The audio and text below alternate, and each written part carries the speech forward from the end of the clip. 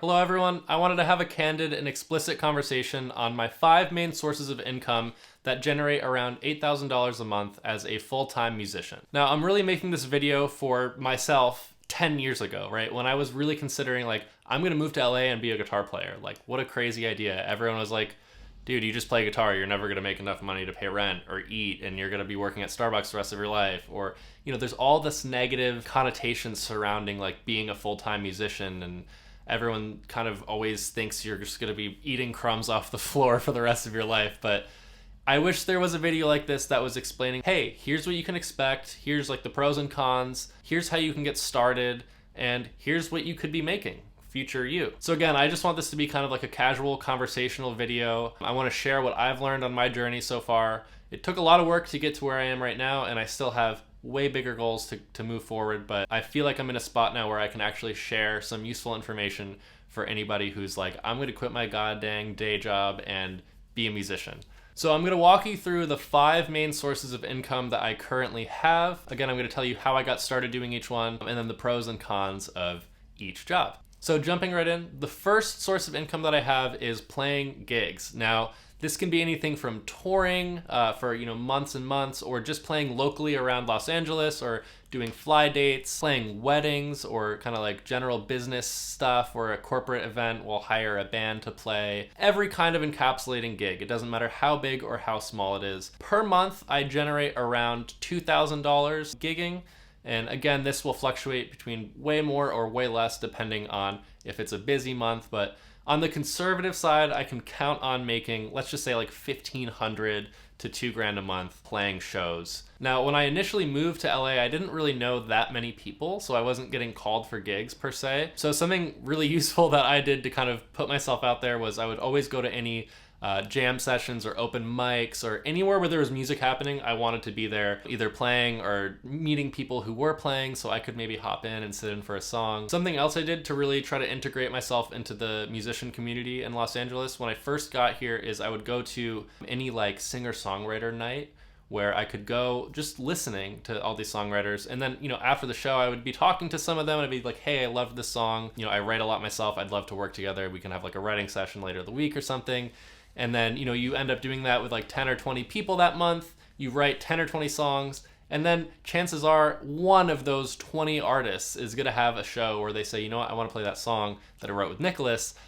Who's better to play it than him, right? So I'm going to call him for that gig. And then now I'm playing, a little gig in LA somewhere, and I'm meeting a new bass player, I'm meeting a new drummer, I'm meeting a new background vocalist. And then, oh, the drummer and I really got along musically, and now he has a wedding gig next week. And then I meet a whole nother bunch of people, and it really just snowballs from there. Now, the pros and cons of playing shows. The pros, obviously, it's what we kind of set out to do as guitar players. It's a lot of fun. We're traveling the world. Maybe we're playing in town. We're just playing guitar, and anytime I have a guitar in my hand is a good time. So that's definitely the pros. The cons is, if you're on tour playing shows, it can be really time consuming. If you're gone, you're away from home for a couple months, weeks on end, harder to maintain other sources of income, and it's harder to kind of be in town where you would be getting called for other gigs, etc., etc. Now, the second thing that I do to generate money every month is studio work. Now, this is always kind of convoluted and never really made sense to me when people would say, oh yeah, I make this much money doing studio work. I'm like, what does that mean? What do you mean studio work? So per month, I might make between $1,500 and $2,000 just doing studio work. Now, what does that mean? There's many different things that studio work can mean. One, it can be more like the writing and production side, and then the other side would just be like a session musician thing where you just go in and play. Both of those things will generate different amounts of money, but they're both extremely lucrative. So for example, if I go into a writing session, then I'm not necessarily just playing guitar. Maybe I'm helping write the song, or I'm helping produce, get some of the sounds going. And generally you'll get writing credit or production credit, which gives you money. Once that song is released, you'll get royalties on that song. So that's more of a long-term financial delivery, if you will, versus if you are just a session musician where I'm going in, laying some guitars down on top of a song that's like close to being finished, and then you'll just get a paycheck for that session. That number will vary depending on if it's for like a major label or like an independent artist. So any major label sessions, you can ask for, like a union rate, which is like $1,200, $1,500 per song, versus if it's an independent artist, you kind of have to negotiate it yourself. But set your own rate, what you think your time is worth, and it will all be worth it. The way I got started in the studio was, one, I just had a couple friends who were producers who would just have me in, and I did a lot of work for free in the beginning just to kind of get my name out there, and people would go, oh, I love that riff on that song, like, did you play it? And they go, no, this guy Nicholas did, here's his number, etc. It snowballs from there again. I did that, and then also just going back to that kind of like writing with different singer-songwriters. Maybe they go to produce one of their songs out and they say, oh, I want Nicholas to play that acoustic guitar part, it sounded great. And then you're meeting another producer who goes, wow, I like your guitar playing, I'm going to keep you in mind for future stuff. Pros and cons of studio work. Pros is you're making a ton of connections doing studio stuff because you're always around new artists, new musicians, new producers, tons of new faces, tons of new places. Cons would be, if you're doing more writing, a lot of the times you won't get paid for like a couple months down the road. Like once that song has been released, then you get like royalty checks and stuff. So also another con to the studio scene is a lot of people getting dicked out here, a lot of people getting ripped off, a lot of people's work and intellectual property getting stolen, a lot of really unfair deals for like writers and stuff. So just be super, super careful about being very explicit with how everything is getting published, how you're getting credit for things. If you're getting paid, get everything in writing all the time, because people are kind of out there to get you. I don't want to sound like someone who's like negative, but people are definitely out there to dick you, so just be careful and watch your back. Real quick, I wanted to encourage you to check out my ebook. It's called The Working Musician's Handbook, and I wrote this ebook pretty much on everything that I'm talking about in this video. It's a step-by-step kind of guide, if you will, for how to go on tour, how to be a studio musician, what to expect transitioning full-time in the music industry, how to negotiate getting paid, like so many things, so many great points, and there's all anecdotal real-life stories and experiences that I share with you in this book. It's available on my website. I'll have the link down below. I'll see you there. The third way that I make money is through teaching. I've been teaching since like 2007, and I was like a little baby in middle school. I used to bring my guitar to like recess and teach someone a lick for their chocolate milk or something, right? Teaching will roughly bring in around $2,000 a month, give or take. And that really depends on how much teaching I'm doing. Sometimes you have a lot more students for a month. Sometimes you have way less students for a month. But ways that I can kind of guarantee a certain amount per month, and I'll say that's around $1,500, is by being really aggressive with marketing and posting content across all social media. So Instagram, TikTok, YouTube, of guitar lessons, right? I post a ton of guitar lessons. If you follow me, you know that. And what that does is it basically incentivizes people to go like, wow, I learned so much from this like little 60-second clip. I'd love to learn more. How do I do that? And they go, oh wow, he teaches guitar lessons. Let me book one with him, right? Now, the only thing about teaching private lessons is it's very time consuming, right? You can teach 5 hours a day. That's 5 whole hours of your day gone, and it can get pretty exhausting. So I said, how can I streamline this process, make it a good experience for everyone, still deliver like top-notch educational material, but not have to put so much of my time and energy into it every single day for weeks on end? And I went, let me build a website where I pre-record all of my lessons and masterclasses, write out my tabs, try to give the same experience as studying one-on-one, but streamline it so that it's just up on a website where anyone can go at any time they want. If it's 3 a.m. and you want to practice, you can go do that on my website. And instead of selling like, here's a course for $20, here's a course for $40, here's a course for $10, I just do a subscription model. So I have like, my hundreds of guitar lessons, hours and hours of stuff on my website, and it's $11 a month. And, it's affordable for everyone. And I've had enough people sign up where it brings in roughly $1,500 a month now, which is amazing because that's all passive income, right? I'm not having to teach, 200 students a month to make that money. I'm just putting up all those lessons on my website, right? I might take the first couple days of each month, like the first week of each month, making new lessons and content, publishing it on my website, and then done. I don't have to worry about it. I don't have to do anything else. People are just going to sit back and digest that content. The fourth way that I generate income is through social media. So that will be TikTok, Instagram, YouTube, etc., all of that stuff. And the way that I do that is through each platform has its own monetization. So, Instagram will pay you per view for some things. YouTube has ads. TikTok will also have a creator fund. So each platform has its own way to make money. And then on top of that, I do a lot of brand deals. So I might work with a guitar company who's saying, hey, we're launching this new guitar. We want you to make, 2 or 3 Instagram videos of you promoting it and playing it. Put a link in your bio for a week or two and we'll pay you XYZ, right? So on average, I'll make between I'd say like $1,500 and $2,500 a month doing brand deal work and creating content and getting paid through, Instagram or TikTok or YouTube. Again, this depends on how much work I got that month. You have good months and bad months.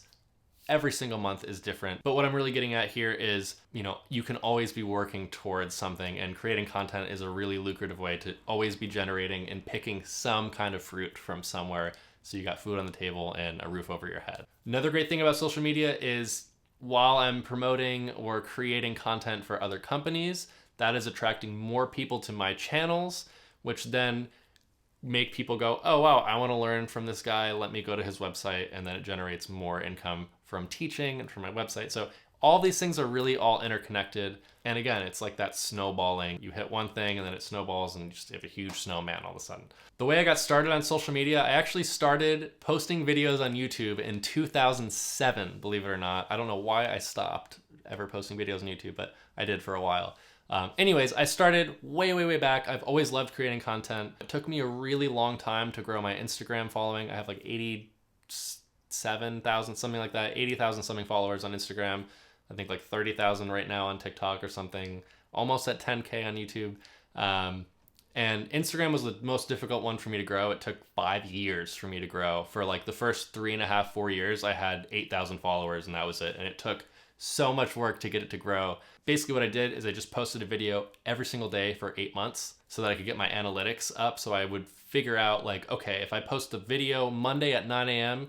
versus I post that same video Tuesday at noon, I know Tuesday at noon will get 20,000 more views than Monday at 9 a.m. Like it was down to like a science. And again, the whole thing with social media is just consistency.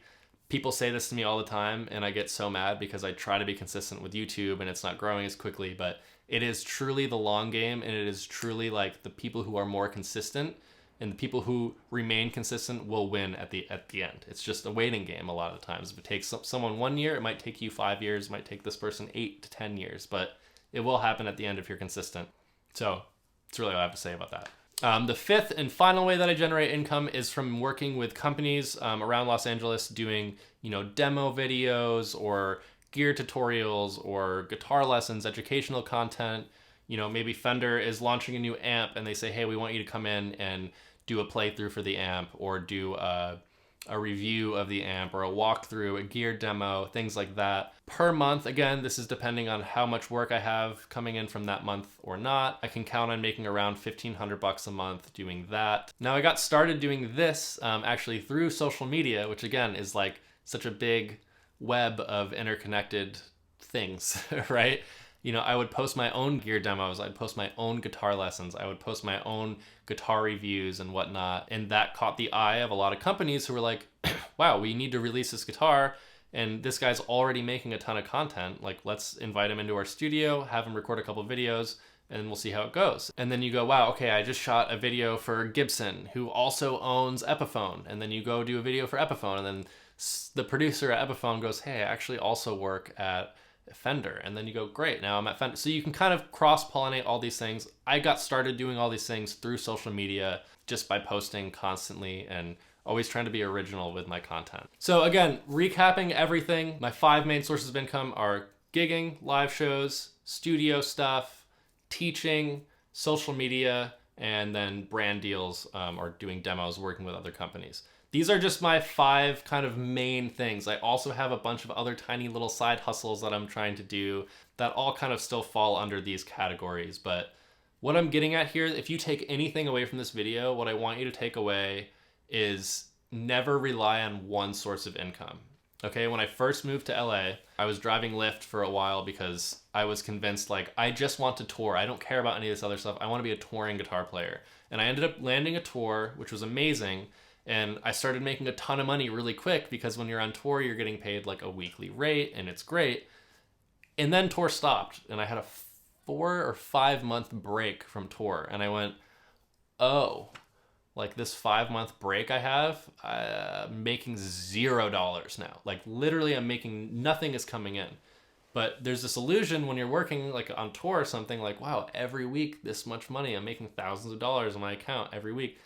And then you stop and you go, oh crap, I'm not making money anymore. So always diversify your income. Have as many different income streams as possible. You don't have to love every single income stream, but you will love the stability that that brings you. And I don't care how big or small these income streams are. Everything that I said here is roughly bringing in like $1,500 to $2,000 a month for me. But those numbers were incredibly, incredibly small 5-6 years ago.